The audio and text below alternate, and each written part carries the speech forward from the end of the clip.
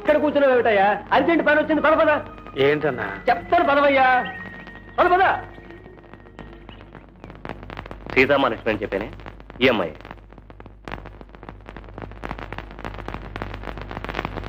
చూసారా ఆ అయస్కాంతం లాంటి కళ్ళు, ఆ కళ్ళల్లో దాగున్న అమాయకత్వం చూశాక మీరనుకున్న హీరోయిన్ క్యారెక్టర్ సరిగ్గా సరిపోతుందనిపించింది.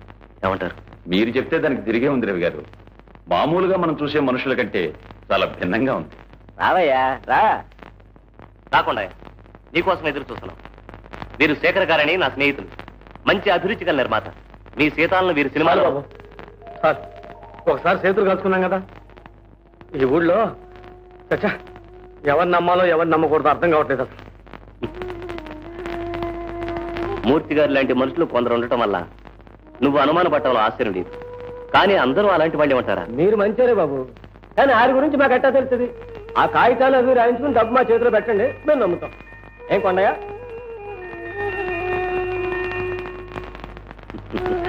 కొండ ఏట్రా చూడు, శేఖరం గారితో మాట్లాడవలసిన విషయాలన్నీ నీ తరపున నేను మాట్లాడేశాను. నా మీద నమ్మకం ఉంచు. అది నా మాట విను. సీతామహాలక్ష్మికి గొప్ప భవిష్యత్తు ఉంది, మంచి ఆర్టిస్ట్ అవుతుంది. ఆయన కూడా మంచివాడు, మాట తప్పే మనిషి కాదు. ఏమంటావు? నాకేం చెప్పాలో తెలియటం లేదు. నా మీద నమ్మకం ఉంది కదా, నాకు వదిలే.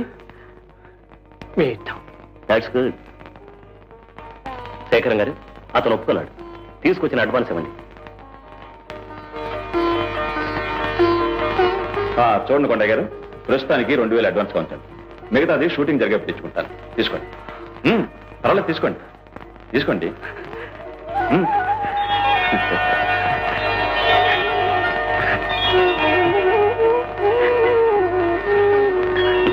పెడతామా శేఖరం గారు?